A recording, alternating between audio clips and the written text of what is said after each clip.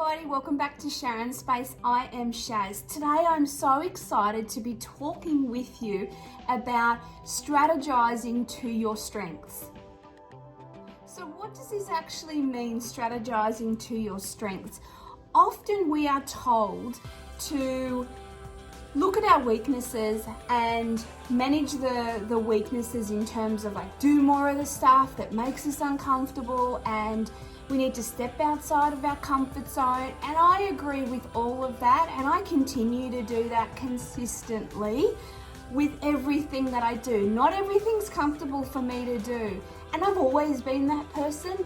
But one thing that I do remember that was said to me many years ago, I'm talking like maybe 15 years ago, and it stuck with me since then, is to manage your weaknesses but focus in on your strengths. So what does that mean? It means that if there's things that you do not like to do in your business, and I'm going to refer this to marketing right now. If there's marketing things that you do not like to do, but you're told you need to go and do that, you need to do this, you need to do that, and you just literally feel like the world is going to end if you show up to that networking function, not on your radar, can't do it, hyperventilating, not your thing. If you want to work on that, there is a video that I have done on authentic networking, which I'll link to the description. But let's say that that is not your jam, it is so nothing that you're ever going to do right now, not happening. Then don't do it.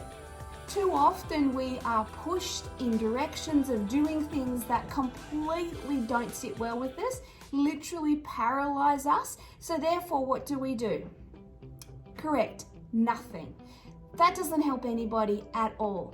So acknowledging what your strengths are, focusing in the majority of what you do on them. One, you love what you do, you're going to feel happy in the moment of doing it. That's always a great thing. You're actually going to do something, whatever that looks like, and be more consistent with it than overwhelming yourself constantly and being so stressed out about these things that you should feel the fear and do it anyway, that you should be able to do by now because you're a mature adult and you're supposed to have got past this and that. You know what? It's all crap. What you need to do is focus in on your strengths, whatever that is for you. If your strength is social media and your Instagram stories, your Facebook stories, then do that. Do more of those things. If it is doing Facebook Lives, have a schedule for the Facebook Lives. Have a process for that. Have an opportunity for your audience to ask you questions where you can then go Facebook Live and answer those questions and give value and show up in the world of like, hey, I'm here and this is what I do. Because that's going to be more familiar to you. That is something that you will do if you really enjoy doing that. Now, if you're the opposite of that and you don't enjoy any of that stuff and you've been told that you must do a Facebook Live to be successful, that's bullshit. You do not need to do a Facebook Live to be successful in business. There's so many other things that you can do. If you believe that you need to show up in video to be successful, generally that's because somebody that has a video business is telling you that, so then you buy their course or their program. You don't have to do anything that you don't want to do. You've just got to do enough of the things that get you going and that you love to do to get the results that you want to get. Now that may mean that you need to do a little bit more, and that's okay. At least you'll have fun doing it. So what I'd encourage everyone to do is to really allow yourself time to think about all the things that you've been told, all the things that you are stressed out about when it comes to marketing, the things that you think you've got to do.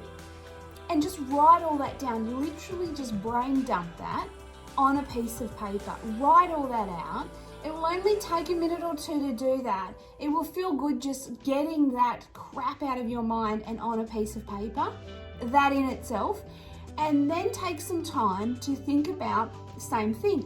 The things you love to do, like honestly, If someone said to you, you can do this in your business to build it, what does that, what would make you smile? It could be speaking, it could be showing up to different organizations and delivering a talk. You might love speaking. So if that is one of those things for you, writing that down and knowing that's a part of your marketing strategy will help you then to do the next steps. And the next steps are, once you get clear on what that looks like, the next steps, so this is step 2, one's acknowledging it, and step 2 is to then take some sort of course of action to look at ways that you can focus in and work to your strengths. So what would that look like? Let's think about the speaking part of it. What would that look like? Would it be communicating with, let's just say you're in health and nutrition, would it be communicating with organizations where they do these talks, gyms even, where you can show up and you can give a chat about your health and wellness to people that are niche to what it is that you're there, the health and nutrition, your business. It might be schools. It could be so many different things that you could do. It could be that there might be health and wellness expos where you could do a trade stall, and if you like speaking, you're probably going to be okay with the market in terms of talking to people when they're passing by.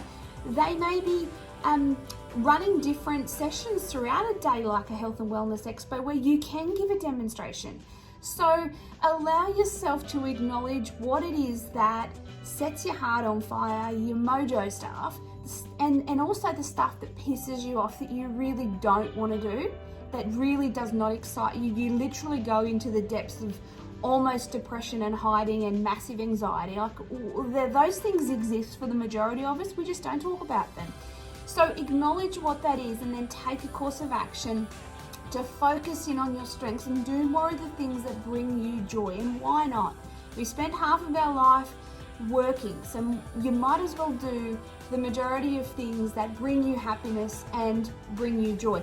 And the third step is, once you've done some of those things, then to allow yourself, and often a lot of people, we're just so caught up in the doing of it all, we don't reflect. And the reflection part of it, it's not, dorky or nerdy to reflect and to have a look at the results that you've got. So this can be applied to everything, and it should be. So if you're doing social media, you want to have a look at what posts yielded great results and why. And you can learn so much by your analytics on reflecting and looking back. Same as this plan. It doesn't have to be fancy and complicated. Honestly, it does not have to be. You've literally got to have a decision, acknowledgement, a decision, some action, and then reflect. It doesn't have to be any complicated than that. So reflecting on the markets you did, the speaking engagements you did, whatever it was for you, and having a look at where your customers have come from. That is also another thought process to consider, is have a look at the last 5 customers that have come into your business, so paid you in some capacity, whether they attended an event, whether it was a course, whether it was a product, whether it was service. They've literally brought a financial into your business, so they've paid you for something. They are a client of yours. Where were the last 5 clients? Because this is generally a really good indication too of 1, what's working, and 2, what you love in a lot of ways, because where the results are coming from generally is where your energy is flowing into with those marketing strategies. Thank you so much for joining me today. As you can tell, I love talking about that type of thing. As always, don't forget to subscribe and hit the bell so you can be notified when we drop more videos. I'll see you soon. Bye.